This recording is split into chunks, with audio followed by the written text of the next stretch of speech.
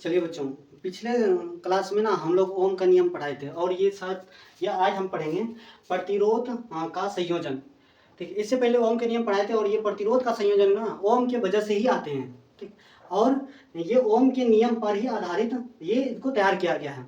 ठीक है, तो चलिए और जितना भी क्लास अब होगा, ठीक है, साथ ही साथ लाइव क्लास का वीडियो रिकॉर्डिंग भी आप लोग को अपने चैनल DBBI ग्रुप पर गुरुकुल पर डाल दिया जाएगा। अगर जो कोई स्टूडेंट गलती से क्लास छोड़ देते हैं तो आप घर रहकर ऑनलाइन देख सकते हैं, या फिर क्लास में रहकर, क्लास में तो समझते हैं लेकिन घर जाते जाते माइंड से निकल जाता है, तो आप उनको पुनः उस वीडियो को अपने फ़ोन में देख सकते हैं यूट्यूब चैनल पर जा करके। ठीक है, अपनी क्लास की वीडियो को। ठीक, तो चलिए ये जो टॉपिक है हमारा फिजिक्स, और फिजिक्स का जो ये टॉपिक है प्रतिरोध का संयोजन। ठीक, जिसको इंग्लिश में बोलते हैं कॉम्बिनेशन ऑफ रजिस्टर। ठीक, तो प्रतिरोध का संयोजन होता क्या है? प्रतिरोध का मतलब, प्रतिरोध हम जानते हैं क्या? ठीक है, जिसको इंग्लिश में हम रजिस्टर बोलते हैं। तो प्रतिरोध को किस तरह से सिंबल होता है? प्रतिरोध का सिंबल ये है। ठीक है, आप लोग देख सकते हैं, ये है प्रतिरोध का सिंबल। ठीक, R फॉर रजिस्टर। ठीक है, जिसको हिंदी में प्रतिरोध बोला जाता है। ठीक, तो प्रतिरोध का संयोजन होता क्या?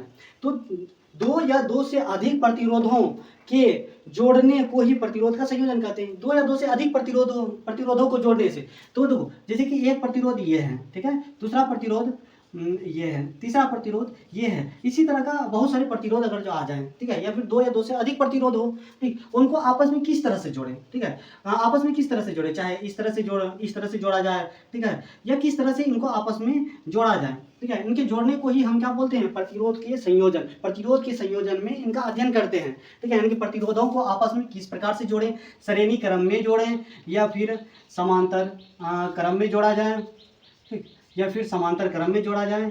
ठीक, तो किस प्रकार से इन्हें जोड़ा जाए और इसका हल किस तरह से किया जाए, इसमें वो हम जो अध्ययन करते हैं ये प्रतिरोध के संयोजन में अध्ययन करते हैं। ठीक, फिर है प्रतिरोध के संयोजन कि कितने प्रकार से हम प्रतिरोध को जोड़ सकते हैं। तो प्रतिरोध को हम दो प्रकार से जोड़ सकते हैं। पहला श्रेणी क्रम संयोजन, सीक्वेंस कॉम्बिनेशन। ठीक है, पहला जो होता है श्रेणी क्रम संयोजन, जिसको सीक्वेंस कॉम्बिनेशन बोलते हैं। दूसरा समांतर क्रम संयोजन, जिसको हम अरिथमेटिक सीरीज कॉम्बिनेशन बोलते हैं। ठीक, तो हम एक एक करके पढ़ेंगे कि श्रेणी क्रम संयोजन क्या होता है, समांतर क्रम संयोजन क्या होता है। श्रेणी क्रम मतलब एक एक करके लाइन में जो जुड़ा हो, ठीक है, जैसे कि ये है, इसको हम क्या बोलेंगे? श्रेणी क्रम संयोजन में ये जुड़ा है। ठीक है, ये किस में जुड़ा है? श्रेणी क्रम में जुड़ा है। समांतर क्रम मतलब सीधी लाइन में, पैरेलल लाइन में जो जुड़ा हो, जैसे कि देखिए ये इसके ऊपर आ गया, फिर इसके ऊपर आ गया, फिर ये इसके ऊपर आ गया। ठीक है, तो इस तरह से जो जुड़े हुए रहते हैं इसको हम बोलते हैं। ठीक, और यहाँ एक हम बैटरी लगा दिए, ठीक है, ताकि इसमें जो है चार्ज फुल हो सके। ठीक, तो इस तरह की कॉम्बिनेशन जो होता है, ठीक है, इसको कौन सा? अरिथमेटिक सीरीज कॉम्बिनेशन बोलते हैं, अर्थात समांतर क्रम संयोजन बोला जाता है। ठीक, तो एक एक करके पढ़ेंगे। तो श्रेणी क्रम संयोजन, सीक्वेंस ऑफ कॉम्बिनेशन। ठीक, तो जब हम पहले प्रतिरोध का दूसरा सिरा दूसरे प्रतिरोध के पहले सिरे से तथा दूसरे प्रतिरोध का दूसरा सिरा तीसरे प्रतिरोध के पहले सिरे से जोड़ देते हैं। ठीक, तो साथ ही जब आगे भी प्रतिरोधों को इसी क्रम में जोड़ते हैं तो प्रतिरोध के इस क्रम को, इस संयोजन को श्रेणी क्रम संयोजन कहते हैं। बिल्कुल भी समझ में नहीं आया होगा, फिर से समझिए। ठीक, समझिए आप फिर से। देखिए क्या है, पहले हम रजिस्टर बनाते हैं। ठीक है, ये पहला प्रतिरोध हो गया। ठीक है, प्रतिरोध को किसी R1 से, ये पहला प्रतिरोध है तो R मतलब प्रतिरोध है रजिस्टर, और 1 मतलब पहला प्रतिरोध। ठीक, उसके बाद ये दूसरा प्रतिरोध है, फिर उसके बाद ये तीसरा प्रतिरोध है। ठीक है, इस तरह से जुड़ा हुआ है। अब क्या बोला है, परिभाषा पर ध्यान दीजिए और इसी के अनुसार से वहां पर क्रम जोड़ना है।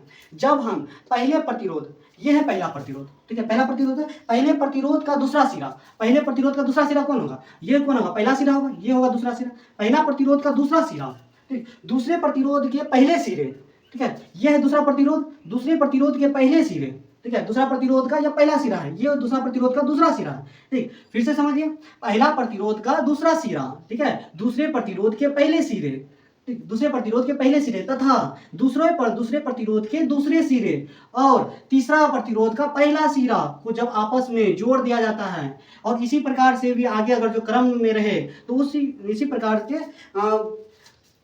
से हम संयोजन करेंगे। ठीक, तो इन्हीं संयोजन को क्या बोलते हैं?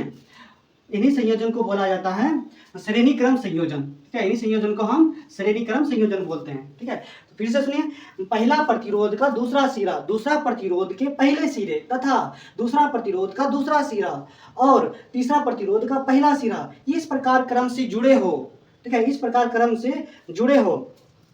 ठीक, देख सकते हैं, जब आगे भी प्रतिरोध के इसी क्रम को जोड़ते हैं तो प्रतिरोध के इस संयोजन को क्या कहते हैं? श्रेणी क्रम संयोजन कहते हैं।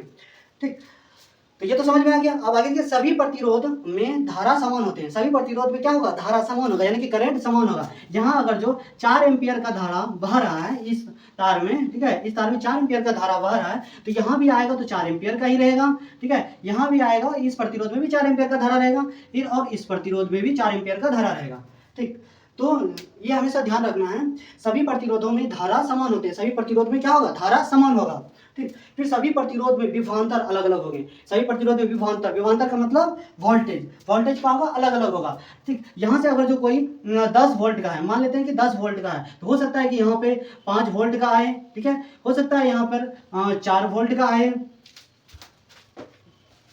कलर चेंज कर लेते हैं। ठीक, हो सकता है यहाँ पर 5 वोल्ट का है, यहाँ पर 4 वोल्ट का है, यहाँ पर 1 वोल्ट का है। ठीक है, 1 वोल्ट का है।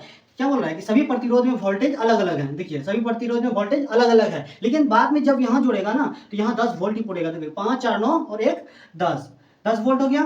ठीक, तो वही बोल रहा है कि विभवांतर सब में, श्रेणी क्रम संयोजन में विभवांतर अलग अलग होते हैं लेकिन धारा समान होता है।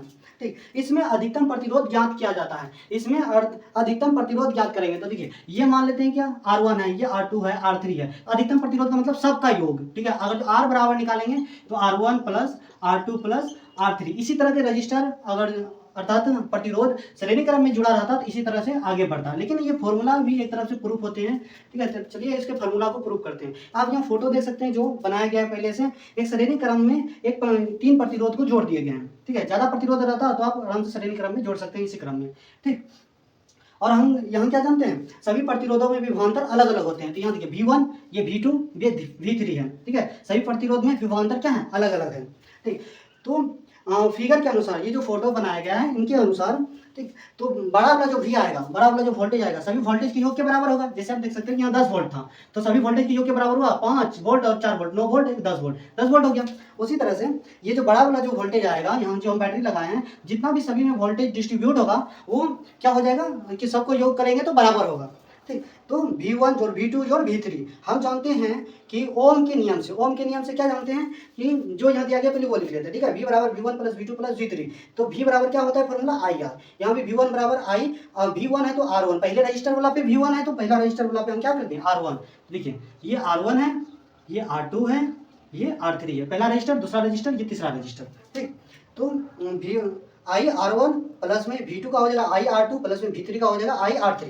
ठीक, यहाँ भी I है, यहाँ भी I है, यहाँ भी I है, यहाँ भी I है। हम क्या जानते हैं कि सब में करंट जो होता है वो समान होता है, यानी कि धारा सब में समान है। देखिए, यहाँ भी I धारा सब में समान है, क्योंकि श्रेणी क्रम संयोजन में धारा हमेशा समान होता है। यहाँ लिख भी दिए हैं कि सभी प्रतिरोध में धारा यानी कि करंट समान होते हैं। ठीक, तो यहाँ आई है तो आई कॉमन ले लीजिए। तो आई कॉमन लेंगे तो यहाँ आई से बाहर आ जाएगा तो R1 plus R2 plus R3 रहेगा। ये आई कट गया तो R बराबर क्या फॉर्मूला आ गया? R1 plus R2 plus R3। अगर जो इसी तरह से और भी रजिस्टर जुड़े हुए रहते हैं तो इसी तरह से और भी फॉर्मूला हो जाएगा। ठीक, तो यहाँ 3 तक है तो यहाँ 3 तक ही रहने देते हैं। अगर जो और रजिस्टर रहते हैं तो ये और फॉर्मूला हो जाता। ठीक है, तो इस तरह से श्रेणी क्रम संयोजन में फॉर्मूला प्रूव किए जाते हैं और ये बोर्ड एग्जाम में 90% चांस रहता है इसको आने का, और इस आधारित पर क्वेश्चन बनते हैं और ऑब्जेक्टिव में इस आधारित पर हमें क्वेश्चन देखने को मिलता है। बोर्ड एग्जाम में लगभग 5-6 नंबर का बोर्ड एग्जाम में ये ऑब्जेक्टिव क्वेश्चन सिर्फ पूछ देता है श्रेणी क्रम आधारित पर। ठीक, तो आप लोग इसका रिविजन कर लें।